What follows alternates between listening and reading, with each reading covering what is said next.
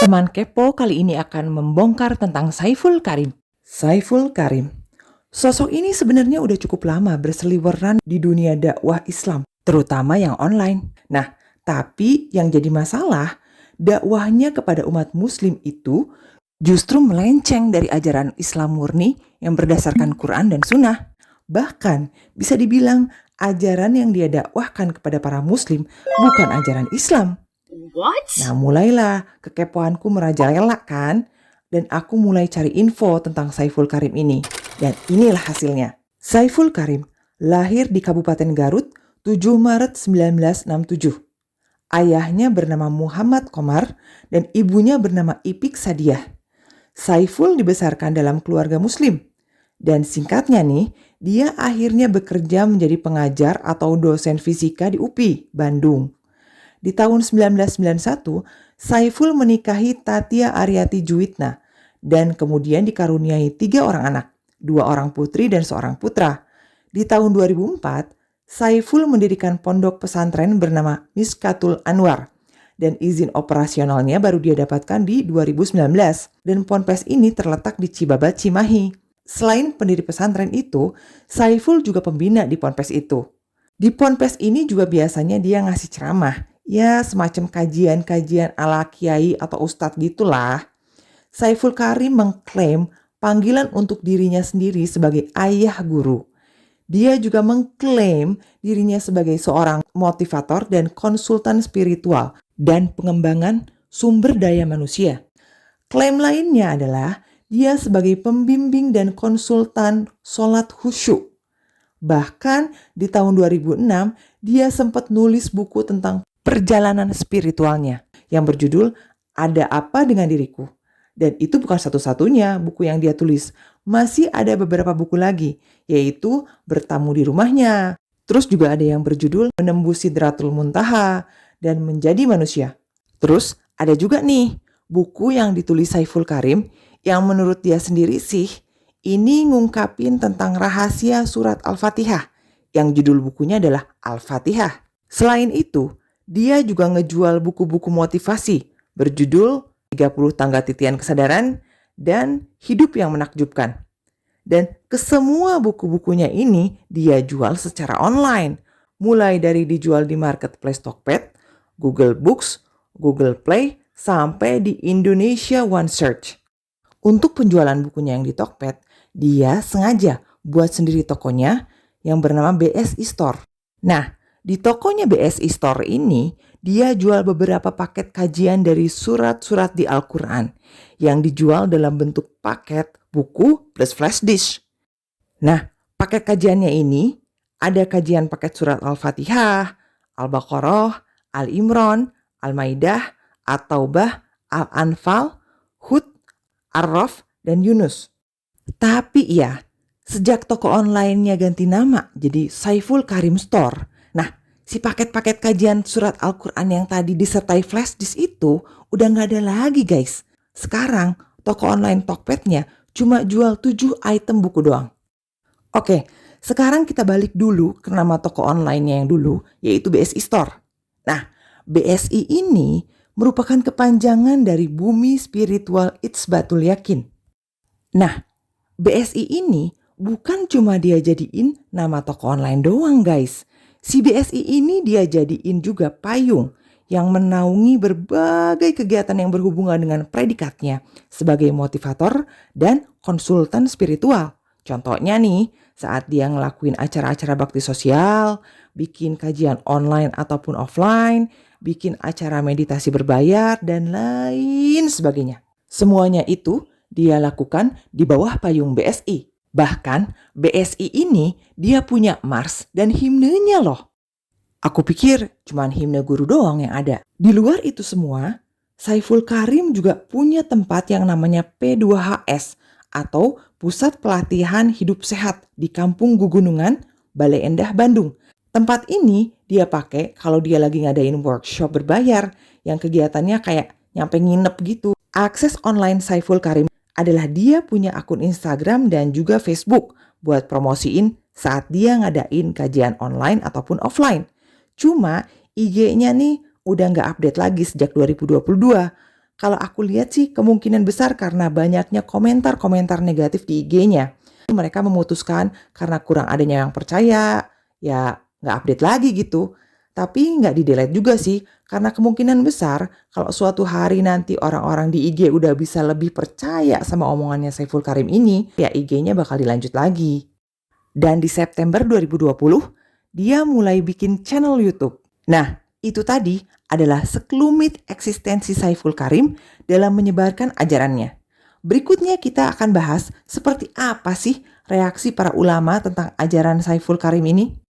Dari artikel yang ditulis di blognya Arya Rajo Sampono 3 April 2010 dijelaskan bahwa MUI Sumatera Barat melalui surat resminya nomor 043-U-MUI strip SB _3 Romawi _2010 tanggal 11 Maret 2010 meminta Pakem Sumbar untuk melarang buku karangan Saiful Karim yang berjudul Bertamu di Rumahnya, dan juga melarang ajaran-ajaran yang dikembangkan dalam pengajian Saiful Karim. Hal ini diungkapkan Ketua MUI Kabupaten Solok, Zulkarnaini, saat jumpa pers dengan awak media cetak dan elektronik di Solok, di kantor MUI Kabupaten Solok Kota Baru tepatnya. Alasannya karena ajaran-ajaran yang disampaikan Saiful Karim berasal dari mimpinya. Wah, mulai rada kocak nih, ngajarin agama bukan dari dasar yang jelas, tapi dasarnya dari mimpi. Oke, lanjut ya. Lalu kata Zulkarnaini, dia menduga ajaran Saiful Karim dipengaruhi kejawen Jawa. Oke, menarik nih. Nanti kita selidikin ya. Zulkarnaini juga menjelaskan simbol-simbol agama diplesetkan Saiful Karim ke simbol-simbol seks. Waduh. Contohnya dia bilang figura Hajar Aswad disimbolkan dengan kemaluan wanita. Sedangkan Hajar Aswadnya sendiri dilambangkan dengan kepala sang jabang bayi. Wah. Mulai somplak nih orang. Seumur hidup kayaknya aku gak pernah denger ajaran kayak gini. Oke. Masih kata Zulkarnaini nih ya. Saiful Karim mengurai kata jasmani menjadi jas dan mani. Wah, makin kesini kok kayaknya nih orang makin kesana ya. Parah nih. Kalau kayak gitu cara mikirnya, apa rohani diurai jadi rohnya si Ani gitu? Terus Zulkarnaini juga masih menjelaskan lagi, menurut Saiful Karim mengaku bertemu Allah itu di dunia. Padahal dalam Islam bertemu Allah hanya bisa di akhirat. Terus masih kata Zulkarnaini nih, Saiful Karim menyebutkan Nabi Muhammad SAW baru diperintahkan sholat ketika Isra Miraj. Padahal sebelumnya Nabi sudah melakukan sholat malam. Kita lanjut nih ya. 2 Juni 2012, Tribun Jambi menuliskan bahwa Kemenak larang ajaran Saiful Karim. Yang aku bingung dari 2012 ajarannya udah dilarang. Tapi kok sampai sekarang masih bisa terus ya bikin video di YouTube.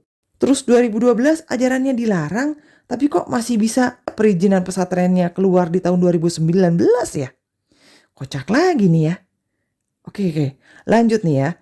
November 2012, pengurus MUI Jabar mengungkapkan ada 16 aliran agama di Jawa Barat yang sesat dan menyimpang. Dan salah satunya adalah ajaran Saiful Karim.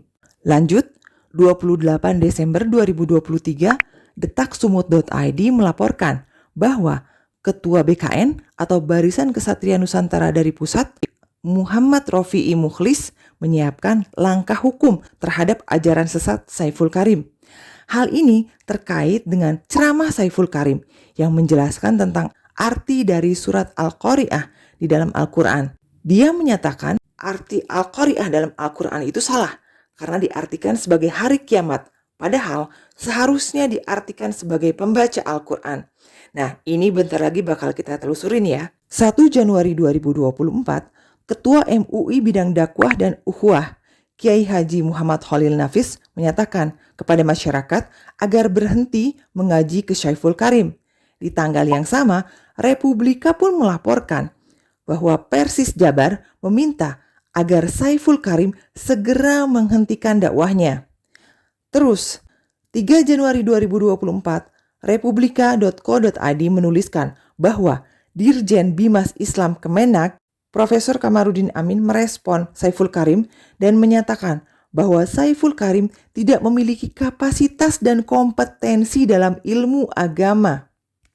Oke, next kita masuk ke bab pengungkapan nih. Kita bakal cari tahu ajaran apa sih yang sebenarnya disebarkan Saiful Karim ini. Dan untuk itu kita harus mengorek Saiful Karim dan ajarannya jauh lebih dalam lagi. Ayo, guys, kalau kita cari informasi tentang Saiful Karim di Google, kita bakal nemuin nih tulisan-tulisan ini. Saiful Karim ITB, atau ini nih, Profesor Saiful Karim, dosen metafisika ITB. Dan kalau kita klik, ya emang bener sih, Saiful Karim yang dimaksud tadi adalah Saiful Karim yang dari tadi kita omongin. Tapi aku mulai cari tahu lagi nih, dan ternyata nggak ada tuh jurusan metafisika di ITB. Dan aku telusuri lagi, ternyata background pendidikannya yang pernah ditulis di lamonganterkini.com, pendidikannya Saiful Karim itu S1 Pendidikan Fisika IKIP Bandung, ini yang sekarang namanya jadi UPI ya, dan S2 Fisika ITB. Saiful Karim pun ngajarnya nggak di ITB cuy, tapi di UPI. Jadi kalau lulusan S2 Fisika ITB itu gelarnya Magister Science atau MSI, bukan profesor. Kalau profesor atau guru besar itu untuk orang lulusan S3. Nah, yang upload video Saiful Karim yang nyebutin dia profesor metafisika di ITB itu berarti sama sekali nggak benar. Karena pertama, dia lulusannya S2. Kedua, nggak ada itu yang namanya jurusan metafisika di ITB. Dan ketiga, Saiful Karim itu ngajarnya di UPI, bukan ITB. Oke, sekarang kita lanjut, kita telusurin video-video lamanya. Biar kita bisa lebih ada gambaran. Seperti apa sih sebenarnya Saiful Karim ini? Hadirin, 13 tahun saya mencari ilmu. Wow.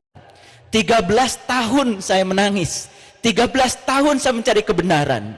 13 tahun saya mencari seorang guru yang mursyid, yang bisa mengantarkan saya untuk menemukan kebenaran yang sejati. Dari kecil saya belajar sholat. Umur 19 tahun saya sudah hafiz Quran. Karena bapak saya kiai. Saya nyantri, kalau dihitung pesantrennya mungkin lebih 100 pesantren. Semua pesantren sudah saya masuki. Widih, tinggi banget dong berarti dia ilmunya. Nah, sekarang sebagai pengantar, kita bakal lihat video-video tentang ajaran Saiful Karim. Dan kita bakal cari tahu kenapa sih ajarannya banyak yang bilang sesat. Yang laki-laki disebut qori, yang perempuan disebut qori'ah. Di Quran ada Quran, surat Al-Qori'ah. Sayang sekali, surat Al-Qori'ah selama ini diterjemahkan hari kiamat. Saya juga bingung. Kok Al-Qori'ah hari kiamat? Padahal qori itu adalah pembaca laki-laki, qori'ah pembaca perempuan. Mas Syarif, Al-Qori'ah artinya perempuan yang membaca ya? Nah ini ada sebuah video yang viral bahwasanya seorang ustaz atau mubalik itu mengatakan bahwasanya Al-Qori'ah itu perempuan yang membaca. Nah, inilah pentingnya kita belajar bahasa Arab ya. Jadi perbedaan antara Al-Qori'ah dan Al-Qori'ah yang ada di dalam Al-Quran itu tentunya sangat berbeda ya. Walaupun hanya berbeda dari segi huruf hijaiyah, yaitu huruf hamzah dan huruf ain. Jikalau kita mengatakan Al-Qori'ah menggunakan ain, maka itu adalah artinya hari kiamat. Ismun min asma'il qiyamah, satu nama di antara nama-nama hari kiamat. Nah, sedangkan Al-Qori'ah menggunakan hamzah, maka itu artinya adalah perempuan yang membaca, atau muzakarnya Al-Qori, itu artinya laki-laki yang membaca. Lah, gimana ceritanya? Katanya 13 tahun cari ilmu, 19 tahun hafal Quran. Semua pesantren udah dia masukin, bahkan lebih dari 100 pesantren. Kok ya bisa? Hal basic kayak gini aja dia nggak paham. Kalau untuk orang awam yang nggak pernah belajar di pesantren, ya wajar lah ya kalau nggak tahu. Tapi kalau untuk anak yang jebolan lebih dari 100 pesantren, harusnya tahu dong. Karena di pesantren, belajar bahasa Arab itu adalah dasar pendidikannya. Nah, karena dari sana mereka bisa mempelajari Al-Quran, hadis, dan kitab-kitab lainnya yang ditulis dalam bahasa Arab. Sekarang Saiful Karim dengan klaimnya yang 13 tahun mencari ilmu, terus dari umur 19 tahun hafiz Quran, dan dia udah masuk ke semua pesantren, bahkan lebih dari 100 pesantren, tapi hal basic bedain antara Al-Qari'ah yang pakai Hamzah dan Al-Qari'ah yang pakai Ain, dia nggak paham cuy. Ini parah sih. Aku jadi curiga sih. Jadi yang diklaim Saiful Karim 13 tahun cari ilmu, udah masuk ke semua pesantren, bahkan lebih dari 100 pesantren. Nah, yang dia cari tuh selama 13 tahun tuh ilmu apa sih? Itu satu. Terus yang kedua, dia udah masuk ke semua pesantren, bahkan lebih dari 100 pesantren katanya. Dia tuh sebenarnya masuk untuk belajar ke pesantren atau masuk lihat-lihat doang terus keluar lagi gitu. Tapi kita bakal selidiki orang ini lebih dalam lagi.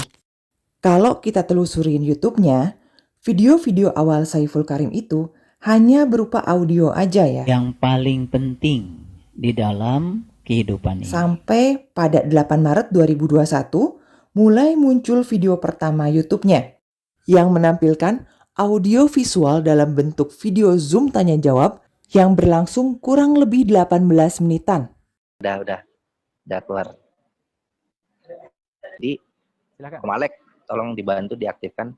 Terus, walaupun abis itu masih upload video-video yang berupa audio aja, tapi nggak lama dia mulai konsisten ngeluarin video yang berbentuk audio visual. Nah, sekarang aku mulai ngamatin secara garis besar channel YouTube-nya Saiful Karim ini. Di awal channelnya, yang kayak tadi aku bilang ya, video ceramahnya berupa audionya doang. Lama-lama video ceramahnya berupa audio visual. Terus ada juga nih lagu-lagu yang dibikin Saiful Karim sama timnya gitu. Ya kemungkinan dia punya hobi musik terpendam kali ya. Terus ada juga video-video yang mengajarkan fisika. Mungkin ini berkaitan dengan profesinya sebagai dosen fisika di UPI. Terus di video-videonya ada juga kolaborasi antara Saiful Karim dengan beberapa orang.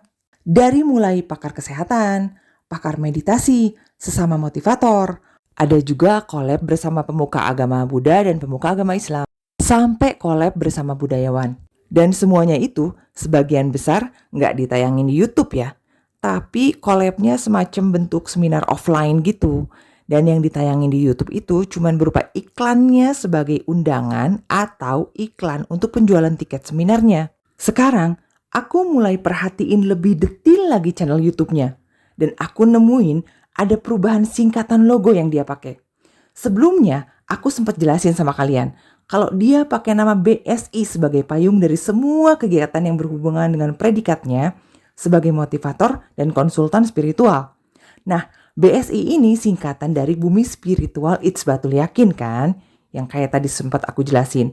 Tapi sekarang dia robah singkatan BSI jadi Bumi Spiritual Indonesia. Nah, ini jadi tambahan tumpukan pertanyaan lagi yang harus kita cari tahu kenapa alasannya. Sekarang kita bakal bedah isi dakwahnya Saiful Karim. Apakah benar sesuai dengan ajaran Islam? Nah, aku bakal tunjukin sama kalian perbandingan dari pembukaan ceramahnya Saiful Karim di video pertama YouTube-nya yang masih berbentuk audio yang diupload 20 September 2020 dengan videonya yang baru-baru ini yang diupload 3 September 2025. Ayo kita lihat. Bismillahirrahmanirrahim. Assalamualaikum warahmatullahi wabarakatuh. Alhamdulillahi wahda, sadaqa wa'dah, wa nasyara abdah, wa a'aza zundah, wa hazamal ahjaba wahdah. Asyhadu an la ilaha illallah wahdahu la syarikalah, wa asyhadu anna Muhammadan abduhu wa rasuluh la nabiyya ba'dah. Allahumma salli ala Sayyidina Muhammad wa ala ali Sayyidina Muhammad kama sallaita ala Ibrahim wa barik ala Sayyidina Muhammad wa ala ali Sayyidina Muhammad kama barakta ala Ibrahim innaka Hamidum Majid. Subhanaka la ilma lana illa ma 'allamtana innaka antal alimul hakim. Subhanakallahumma rabbana wa bihamdika asyhadu an la ilaha illa anta astaghfiruka wa atubu ilaih. Astaghfirullahaladzim. Astaghfirullahaladzim. Astaghfirullahaladzim. Allazi la ilaha illa huwal hayyul qayyum wa atubu ilaih. Aku potong nyampe situ aja pembukaannya karena masih panjang pembukaannya. Tapi basically di pembukaan video pertamanya ini ada bismillah, terus salam, dan sholawat kepada Rasulullah Sallallahu Alaihi Wasallam. Standar aja kayak ceramah-ceramah ustadz kebanyakan. Nah sekarang kita lihat videonya yang satu lagi yang diupload baru-baru ini di 3 September 2025. Bismillahirrahmanirrahim. Assalamualaikum warahmatullahi wabarakatuh. Salam sejahtera untuk kita semua. Om Swastiastu, Namo Buddhaya, salam kebajikan, Sampurasun. Rahayu Sagung Dumadi. Yakin semua makhluk hidup di semesta ini senantiasa hidup berbahagia, baik yang kelihatan maupun yang tidak kelihatan, di setiap ruang dan waktu, di semua tingkatan. Nah, kalian lihat bedanya? Di pembukaan ceramah Saiful Karim yang sekarang-sekarang ini, dia cuma pakai bismillah dan salam cuy. Malah dia pakai salam pembuka dari semua agama yang ada di Indonesia. Seperti Kristen, Katolik, Hindu, Buddha, dan Konghucu. Malah beberapa ajaran yang identik dengan Hindu dan Buddha diucapkan lebih banyak dari yang lain. Tapi justru sholawat kepada Rasulullah SAW sekarang udah nggak dia ucapin lagi cuy. Dan ternyata yang mikir kayak gitu nggak cuma aku guys. Sampai-sampai di suatu rekaman video ceramahnya, dia harus klarifikasi. Terus dia berusaha untuk ngasih pembelaan diri. Yuk kita simak videonya. Ada yang mengomentari saya, kok menyampaikan salamnya macam-macam. Assalamualaikum itu umurnya baru 1500 tahun. Om Swastiastu, Namo Buddhaya umurnya sudah lebih tua. Rahayu Sagung Dumadi umurnya lebih tua. Hah? Masa dia nyebutin salam semua agama di kajian Islam, alasannya cuma karena bahasanya lebih tua gitu? Hah? Cuy, ini kajian agama Islam, yang datang juga Muslim. Di masjid pula, jadi emang apa salahnya kalau Islami? Nah, masa di kajian agama Islam pakai salam semua agama, cuma karena alasannya lebih tua gitu bahasanya? Kalau nyari bahasa yang paling tua, kenapa nggak dimasukin segala bahasa Koptik yang merupakan bahasa yang tertua di dunia?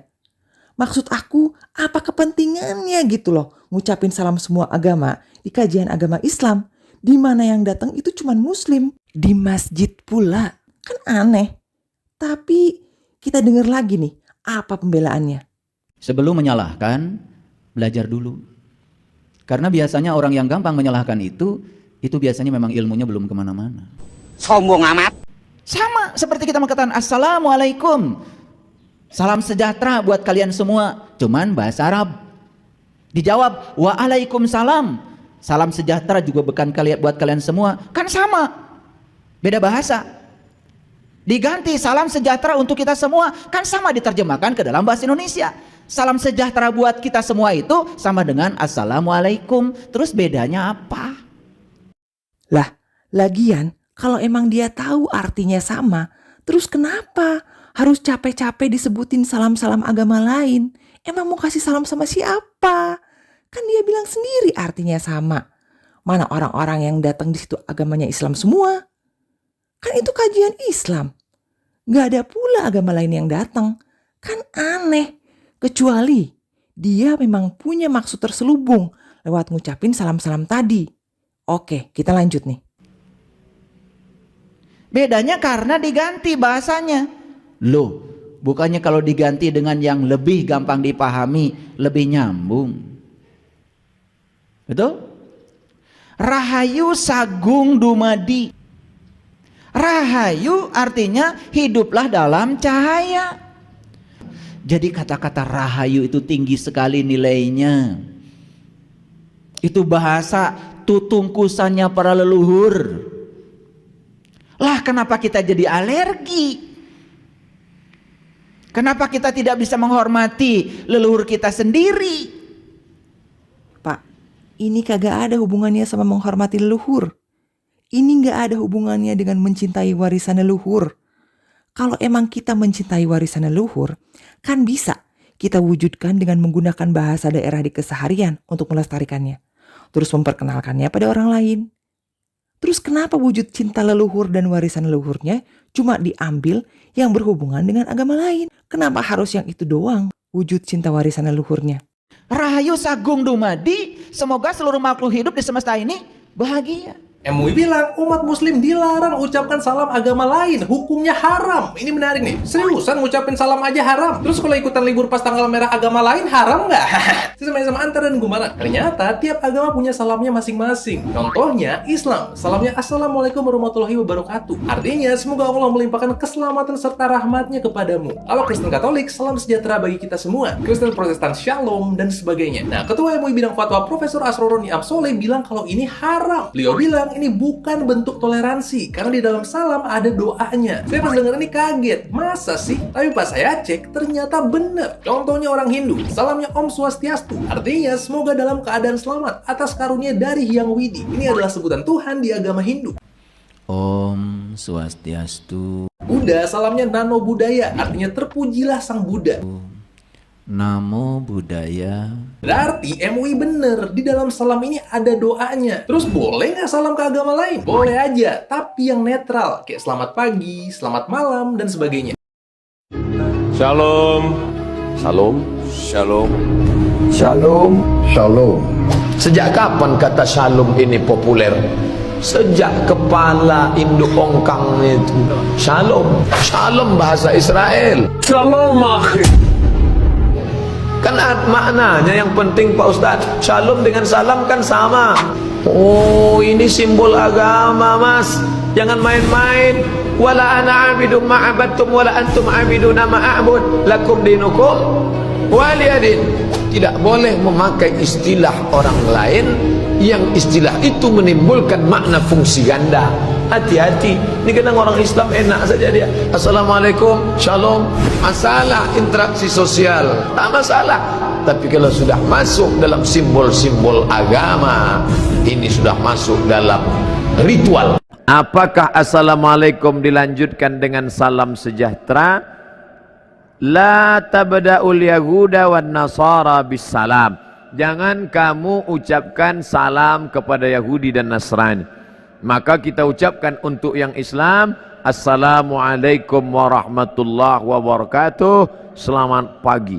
Kalau pagi, Assalamualaikum, selamat kamu di dunia. Assalamualaikum, selamat kamu di akhirat. Assalamualaikum, selamat kamu dari neraka. Itu makna Assalamualaikum. Anda tinggal di komplek, ada orang Islam tetangganya non-muslim, Nabi samakan semua hukumnya. Hukum makanan, hukum senyuman. Senyum kepada yang muslim, senyum pada non-muslim. Anda ketemu tetangga yang muslim senyum, yang non-muslim nggak senyum. Kok nggak senyum, Pak? Maaf ya, ibu kafir sih. Oh, Masya Allah. Itu dicatat oleh malaikat dosa tuh. Senyum Anda pada orang Islam harus sama dengan senyum Anda pada non-muslim. Jika ke orang Islam senyumnya 100%, pada non-muslim senyumnya 100%. Jadi Pak, Muslim itu hanya menjaga baik untuk urusan agama. Bukan berarti nggak toleransi. Muslim masih bisa bermuamalah lain selain agama dengan non-Muslim.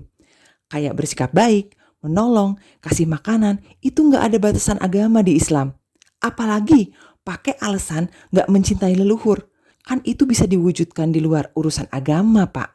Saya belum pernah melihat tulisan doa yang universal di negara manapun kecuali di Beijing. Di lapang Tiananmen itu ada tulisan besar itu. Kalau kita mau ziarah ke makamnya Mao Zedong itu, kalau orang sana, itu ada tulisan besar tuh dalam bahasa Cina. Bahasa Indonesianya, semoga semua makhluk hidup berbahagia. Jadi saya saat itu tertegun. Tour guide saya tanya, itu maksudnya apa? Segede itu pelangnya.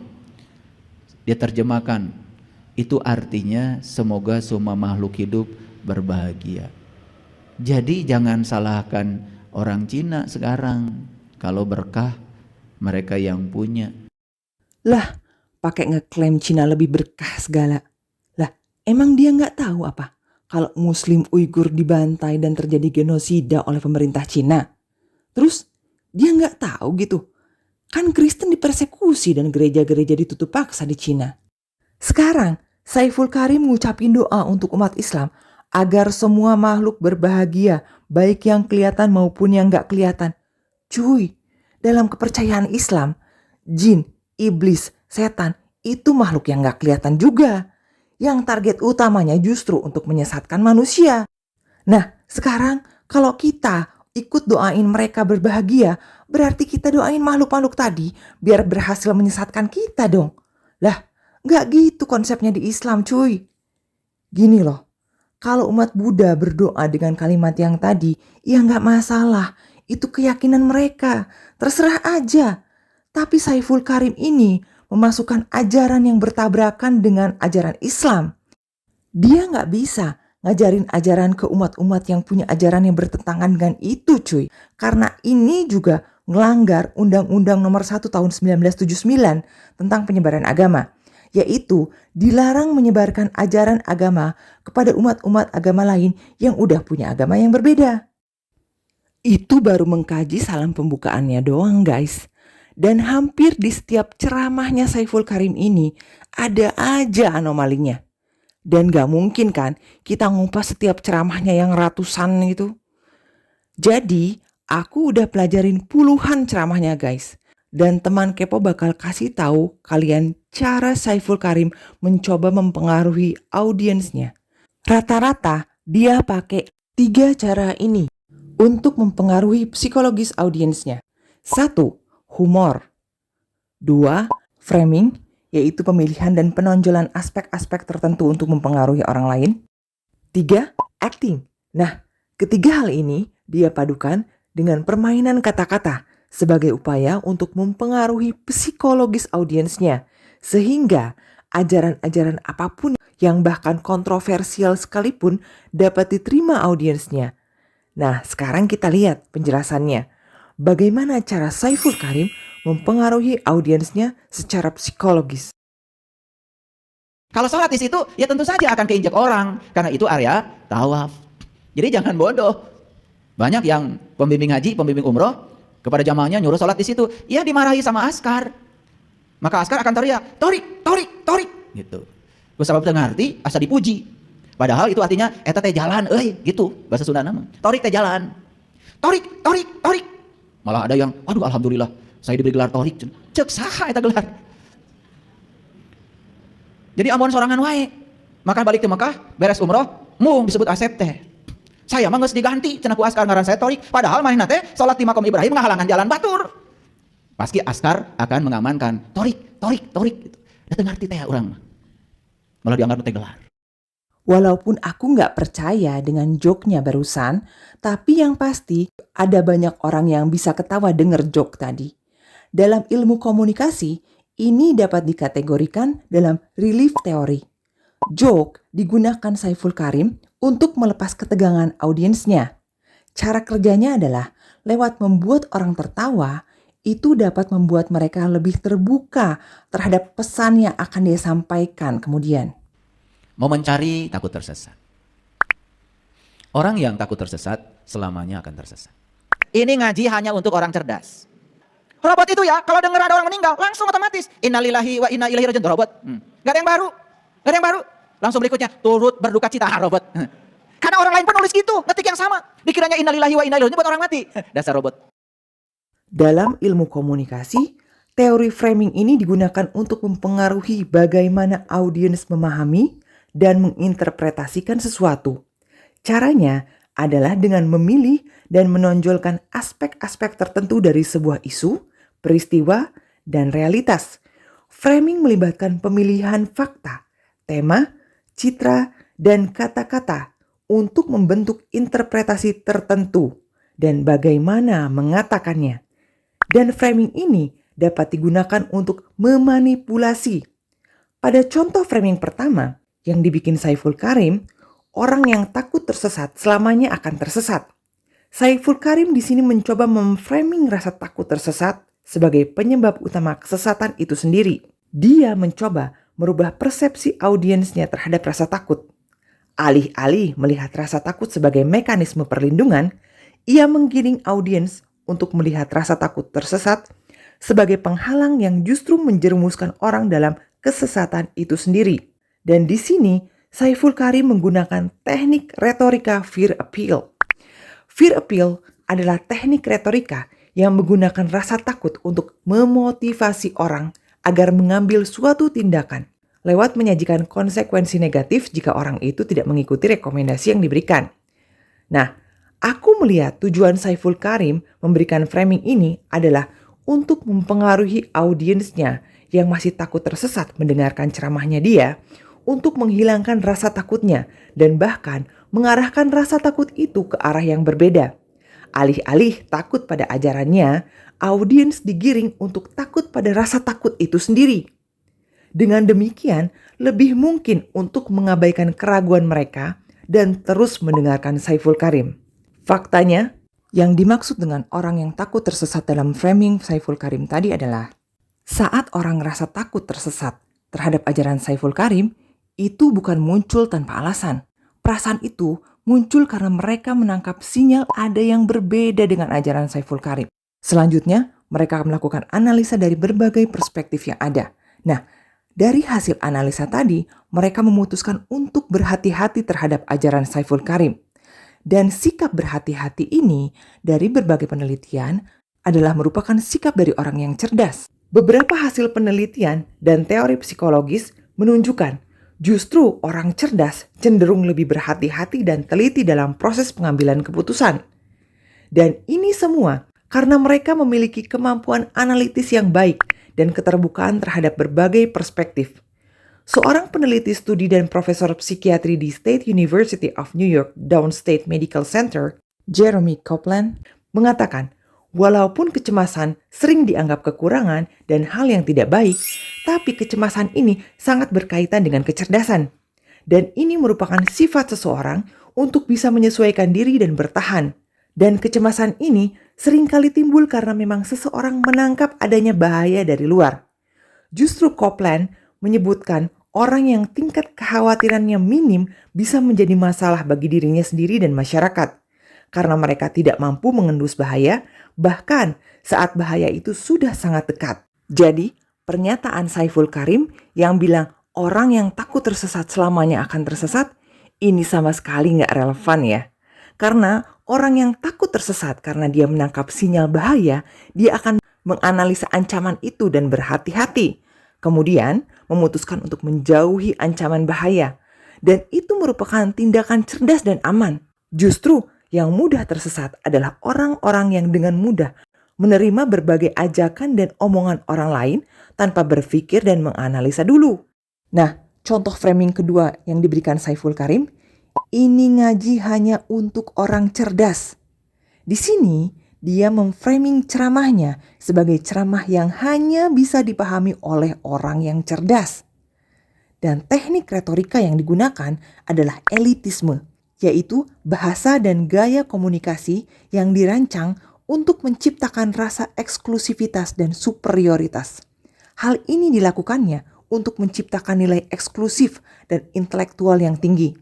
Tujuannya agar audiens merasa termotivasi untuk membuktikan bahwa mereka termasuk orang yang cerdas dengan ngikutin ceramahnya Saiful Karim. Permainan kata ini bisa membuat audiens lebih mudah menerima setiap pesan-pesan yang dia berikan. Bahkan jika pesan itu sebenarnya meragukan dan kontroversial. Terus kenyataannya, apa benar orang yang ikut ceramah Saiful Karim itu hanya orang cerdas dan yang nolak ajaran Saiful Karim itu nggak cerdas? Ya enggak lah, Say. Hal ini jelas-jelas udah terbantahkan sama fakta-fakta yang aku kemukakan di framing pertama tadi. Orang yang gak ikut dan berhati-hati sama ajaran Saiful Karim justru orang yang melakukan analisa terhadap berbagai sinyal keanehan dalam ajaran Saiful Karim. Makanya mereka berhati-hati dan gak ikut ajaran Saiful Karim. Logikanya aja lah gini, lebih cerdas mana orang yang nurut dan menelan bulat-bulat apapun yang jadi ajaran Saiful Karim, sama orang yang melakukan analisa dulu. Dan saat dirasa ajaran ini nggak sesuai dengan yang seharusnya, mereka berhati-hati dan menghindar. Ya jelaslah, lebih cerdas orang yang berhati-hati dan menghindar.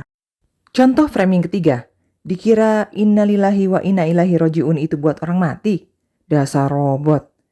Di sini, Saiful Karim memframing penggunaan innalillahi yang umum di masyarakat saat tertimpa musibah.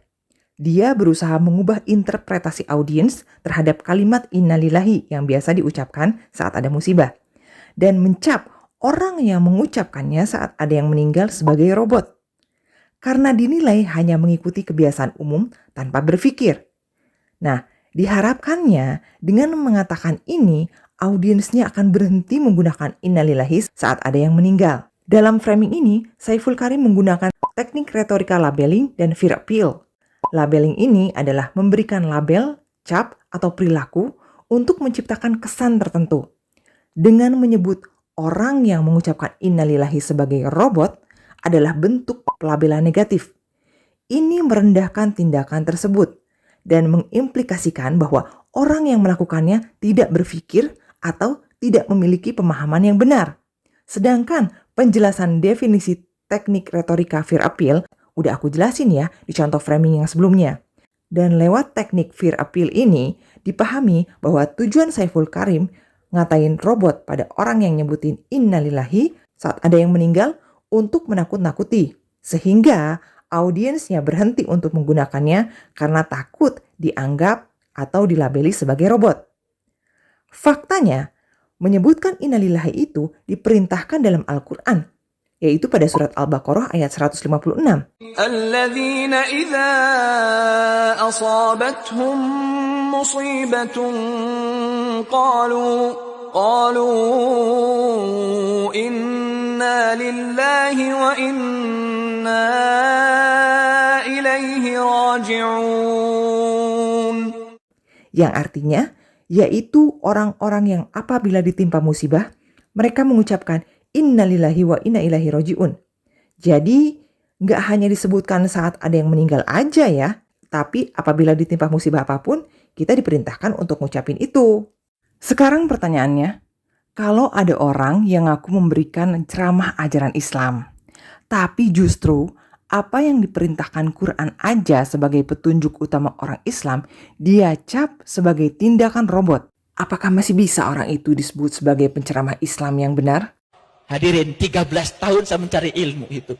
Kalau sekarang saya berbicara di sini, bukan karena saya bisa, saya bukan siapa-siapa, saya bukan kiai. Kalau saya dipanggil ustadz, ya itulah karena banyak yang manggil saja. Aku datang ya Allah, aku datang ke rumahmu untuk membebaskan syirik yang ada padaku. Li ilafi Quraisy ilafihim rihlatas sita'i was-saif falyabudu rabb hadzal bait. Jangan sembah rumahnya, kata Allah. Sembah yang punya rumah. Saya sedang ceramah seperti ini. Saya tidak bisa melupakan dia. Tidak bisa. Tidak mungkin kita merendahkan siapapun. Tidak mungkin. Jadi hadirin, mereka acting adalah seni memerankan karakter dalam suatu pertunjukan, film, atau lainnya. Kenapa kok aku berani ngecap yang Saiful Karim lakukan itu acting? Karena saat nangis beneran, bukan cuma suara doang yang bergetar, tapi otot wajah juga menegang, mata memerah dan berair, hidungnya ingusan, omongannya tersendat-sendat. Kata-kata yang keluar juga jadi gak jelas. Bahkan kita masih bisa ngerasain emosinya setelah nangisnya selesai. Tapi Saiful Karim enggak. Suaranya aja yang sedikit kelihatan kayak bergetar. Otot wajahnya tetap datar, matanya enggak merah atau berair, hidung enggak ingusan, omongannya masih lancar. Kata-kata yang keluar dari mulutnya pun masih jelas. Dan begitu dia selesai geter-geterin suaranya, emosi udah enggak kita rasain lagi. Kita bandingin sama yang ini. Dia dianggap sebagai musuh. Dia dilempar dengan batu, dia dilempar dengan kayu, dia dilempar dengan tulang onta. Datanglah malakul jibal, malaikat penjaga segala bukit di atas dunia. Kau tunjuk mana bukit yang paling besar ya Muhammad, akan kutimpakan kepada mereka Hati yang luka biasanya akan marah, akan kecewa, tapi itu tidak terjadi pada Nabi Muhammad sallallahu alaihi wasallam. Apa yang dia katakan? Ya Allah, keluarkan dari tulang sulbi mereka, keluarkan anak cucu mereka yang akan menyembah Engkau. Tidak ada satupun yang akan mempersekutukan Engkau.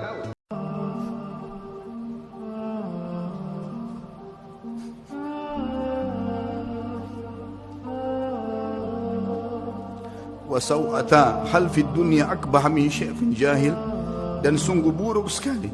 Apakah ada yang lebih buruk dari orang tua yang bodoh, tidak mengerti agamanya? Lalu beliau berkata juga, iyyakum antaraw sadaqata annaha sadaqatun bal i'tabaruha hadiyah. Hati-hati, jangan pernah kalian melihat amal yang kalian kerjakan atau sedekah yang kalian keluarkan adalah sedekah yang kalian anggap remeh, tapi jadikanlah sedekah itu sebagai hadiah tahdilillahi azza wajal, yang kalian berikan hadiah kepada Allah subhanahu wa ta'ala.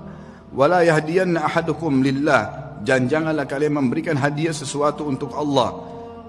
Yastahi an yahdiyahu li azizil qaum, yang dia malu untuk memberikan kepada terhormatnya kaum. Kalau kamu nyari Muhammad, dia sudah pergi 1400 tahun yang lalu. Tapi kamu bisa lihat daripada orang-orang yang dia tinggalkan.